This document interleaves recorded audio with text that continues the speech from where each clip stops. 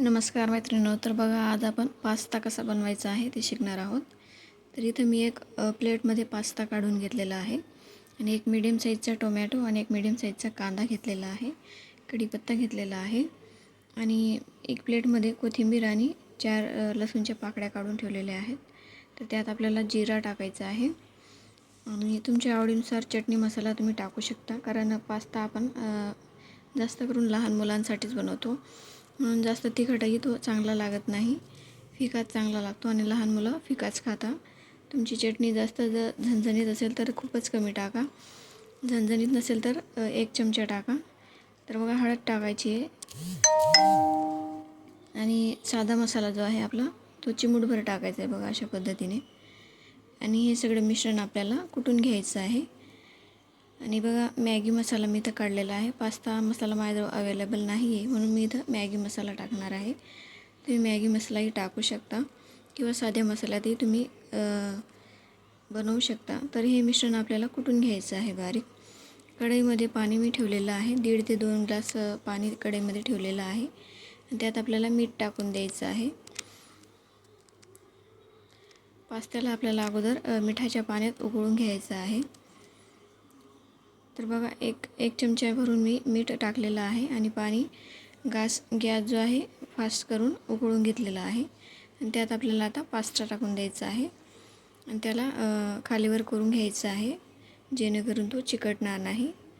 पास्त्याला कणी चिकटपणा असतो आणि त्याला खालीवर परतवलं नाही ना की तो एकमेकाला चिकटून जातो. तर फास्ट गॅस करून आपल्याला पास्त्याला उकळून घ्यायचा आहे. साधारणतः 5 ते 7 मिनटात तुमचा पास्ता हा शिजून तयार होईल.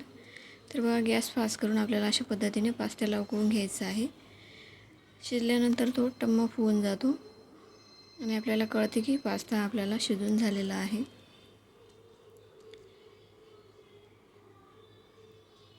तर बघा, अशा पद्धतीने पाण्यात आपल्याला मीठ टाकायचं आहे पास्ता टाकायच्या अगोदर आणि मिठाच्या पाण्यात आपल्याला पास्त्याला उकळून घ्यायचं आहे. खूपच सोपी रेसिपी आहे पास्ता बनवायची.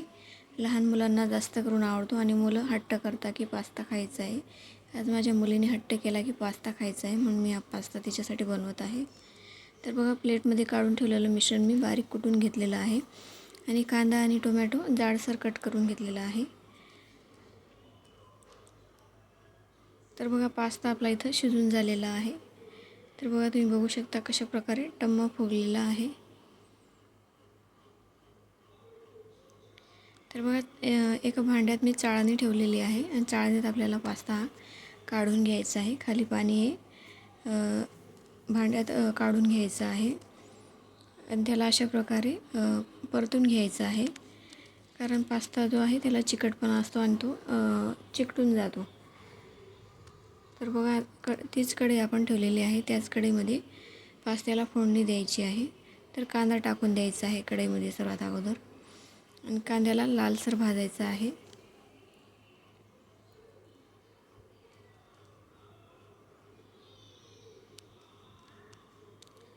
तर बघा, कांद्याला लालसर होऊ द्यायचं आहे मीडियम फ्लेमवर आणि 1 ते 1.5 पळी आपल्याला तेल टाकायचं आहे.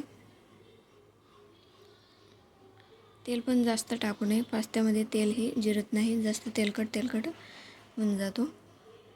तर बघा, तेल टाकलेलं आहे आणि तेलात कांद्याला आपल्याला लालसर होऊ द्यायचं आहे आणि त्यात आपल्याला कढीपत्ता घालायचा आहे.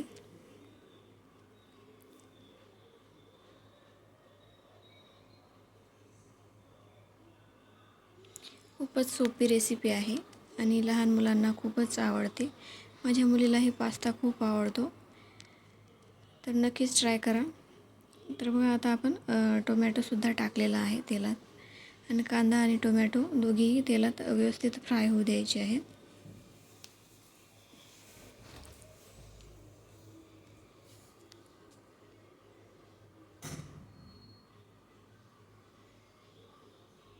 इकडे आपण चाळणीमध्ये काढलेला पास्त्याला वापस परतून घ्यायचा आहे, खालीवर करून द्यायचा आहे.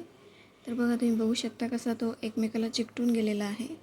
त्याच्यामुळे त्याला अधूनमधून परतवत असायचं आहे. तर इथं आपण कांदा आणि टोमॅटो पण परतून घेऊयात. मीडियम फ्लेमवर कांदा आणि टोमॅटोला 5 ते 7 मिनटं फ्राय होऊ द्यायचं आहे. आणि त्याच्यात आपण जे चटणी मसाल्याचं जे वाटण कुटलेलं होतं मी, लसूण कोथिंबीर वगैरे, ते टाकून द्यायचं आहे आणि व्यवस्थित फ्राय करून घ्यायचं आहे. बघा अशा पद्धतीने चटणी मसाला टाकून 1 ते 2 मिनटं आपण त्याला व्यवस्थित फ्राय होऊ द्यायचं आहे. आणि बघा अर्धा चमच्यापेक्षा कमी इथं मॅगी मसाला मी ॲड केलेला आहे.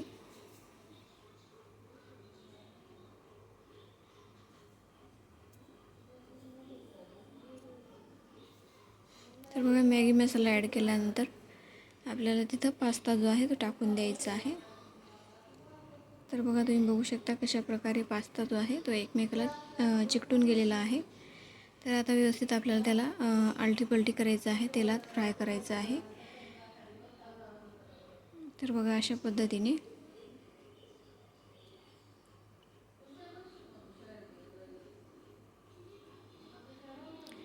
घरच्या घरी तुम्ही पास्ता तयार करू शकता एकदम छान पद्धतीने. चवीलाही खूप छान लागतो. तर नक्कीच ट्राय करा माझ्या पद्धतीने. व्हिडिओ आवडल्यास व्हिडिओला लाईक करा आणि चॅनलला सबस्क्राईब करा. नवनवीन रेसिपी तुम्हाला माझ्या चॅनलवर बघायला मिळतील.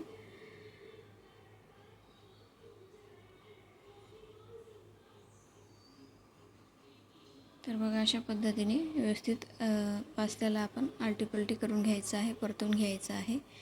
आणि चवीनुसार मीठ आपल्याला टाकायचं आहे. मीठ कमीच टाकायचं आहे कारण शिजवताना आपण पाण्यातही मीठ टाकलेलं होतं, म्हणून फ्राय केल्यानंतर मीठ हे कमी टाकायचं आहे.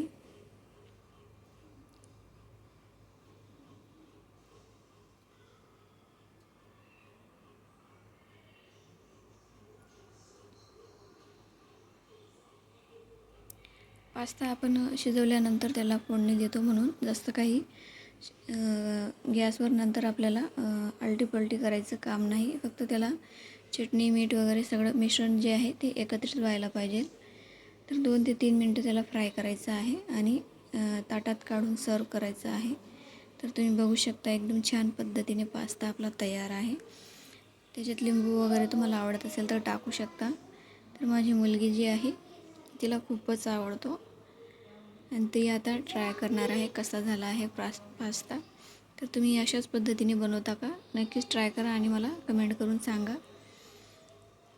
तर बघा खायलाही सुरुवात झालेली आहे तिची. कसा वाटला तर खूपच छान तिला वाटला. व्हिडिओला लाईक करा, चॅनलला